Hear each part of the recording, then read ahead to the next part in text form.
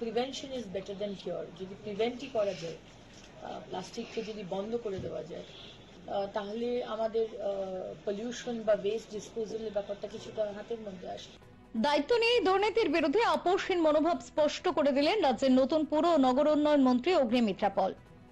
সোমবার আনুষ্ঠানিকভাবে নিজের দফতরের দায়িত্বভার গ্রহণ করেন তিনি। আর প্রথম দিনেই কলম ধরলেন স্বচ্ছ প্রশাসন ও জনকল্যাণের পক্ষে। তিনি সাফ জানিয়ে দেন, তার মন্ত্রকের অধীনে কোনো স্তরে কোনো প্রকার দুর্নীতি বরদাস্ত করা হবে না। দফতরের আধিকারিক ও কর্মীদের সঙ্গে সাক্ষাতের পর সংবাদ মাধ্যমের মুখোমুখি হয়ে মন্ত্রী এক নতুন স্লোগান তুলে ধরেন, উন্নয়ন ইন, ভয় আউট। তার ব্যাখ্যা অনুযায়ী সাধারণ মানুষের মন থেকে ভয় এবং অনিশ্চয়তা দূর করে উন্নয়নের সুফল ঘরে ঘরে পৌঁছে দেওয়াই হবে এই সরকারের মূল লক্ষ্য।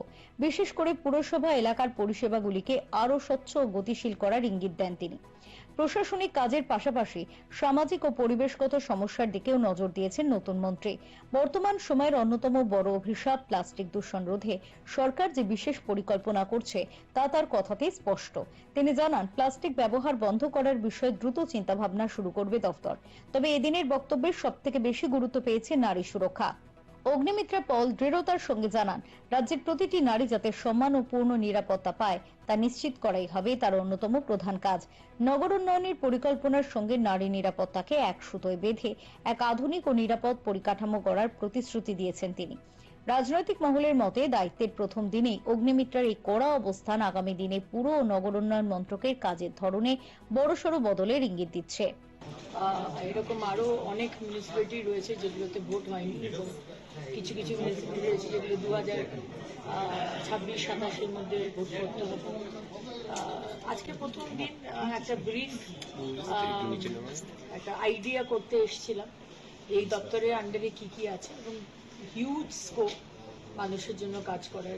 প্রথম দিন থেকে যেটা বলে এসেছি যে সেবা করতে চাই, শাসন নয়। কলকাতার মানুষ এবং সারা পশ্চিমবঙ্গের মানুষ যাতে ভালোভাবে বাঁচতে পারে, জল, আবাস, স্যানিটেশন, রাস্তা, স্মার্ট সিটি, পলিউশন একটা বিষয়, পলিউশন মানে গার্বেজ মেটেরিয়ালকে রিসাইকেল করা, এবং তার সাথে সাথে গঙ্গার দুপাশটা ডেভেলপ করা, সবই এই দপ্তরে আনতে হবে। সো এক্সট্রিমলি এক্সাইটেড, এবং এত বড় একটি দায়িত্ব, এত বড় একটি দপ্তর, এবং তার সাথে সাথে আরেকটি দপ্তর মহিলা এবং শিশু কল্যাণ দেবার জন্য আমার সম্মানীয় মুখ্যমন্ত্রী শুভেন্দু অধিকারীকে অনেক অনেক ধন্যবাদ। সবাই পাবেন, যারা যারা লক্ষ্মীর ভান্ডার পাচ্ছিলেন সবাই অন্নপূর্ণা ভান্ডার পাবেন, সবই ডাইরেক্ট বেনিফিট ট্রান্সফারে হবে। কিন্তু দেবার আগে 1 জুন মাননীয় মুখ্যমন্ত্রী বলেছেন 1 জুন থেকে ব্যাংক অ্যাকাউন্টে ঢুকে যাবে। কিন্তু তার আগে আমরা একটি অ্যানালিসিস করতে চাই যে যাদের যাদের নাম কাটা গেছে তারা যদি কেউ পায় তাহলে তো তাদের পাওয়ার কথা নয়, যিনি মারা গেছেন তার তো পাওয়ার কথা নয়, যিনি আমাদের দেশের নাগরিক নয় তার তো পাওয়ার কথা নয়। সুতরাং সেই অ্যানালিসিসটা হবে যে যাদের যাদের নাম কাটা গেছে তাদের মধ্যে কতজন লক্ষ্মীর ভান্ডার পাচ্ছে, তাদের নাম বাদ যাবে। এবং আরেকটি মুখ্যমন্ত্রী বলেছেন যারা সিএ এর জন্য অ্যাপ্লাই করেছে এবং যাদের নাম ওই ট্রাইব্যুনালে গেছে তাদেরকে এর থেকে বাদ রাখা হবে আপাতত। এর পাশাপাশি এদিন মন্ত্রী অগ্নিমিত্রা পলকে প্রশ্ন করা হয়, অন্নপূর্ণা ভান্ডার কি সবাই পাবেন? এর উত্তরে তিনি বলেন, সবাই পাবেন। যারা যারা লক্ষ্মীর ভান্ডার পাচ্ছিলেন সবাই অন্নপূর্ণা ভান্ডার পাবেন, সবাই ডাইরেক্ট বেনিফিট ট্রান্সফারে হবে। কিন্তু দেওয়ার আগে 1 জুন মুখ্যমন্ত্রী বলেছেন 1 জুন থেকে ব্যাংক অ্যাকাউন্টে ঢুকে যাবে।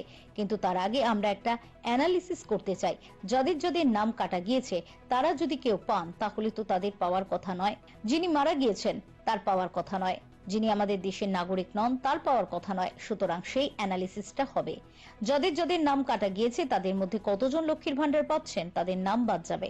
প্রথম দিন থেকে মহিলাদের জন্য লড়াই করে এসেছি। কোনোদিন স্বপ্ন ভাবিনি কোনোদিন মন্ত্রী হব আর নারী এবং মহিলা কল্যাণ সেটা দপ্তর পাবো। সুতরাং নারীর পাশে তো একজন মহিলা থাকবেই।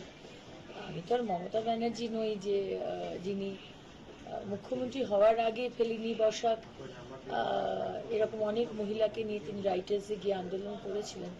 কিন্তু তারপরে এই 15টা বছর সেই সব মহিলা যারা মারা গেছেন হয়তো বা যার পরিবার হয়তো রয়েছে তার পিছন ফিরেও তার দিকে তাকাননি। তো আমি সেটা বলবো না।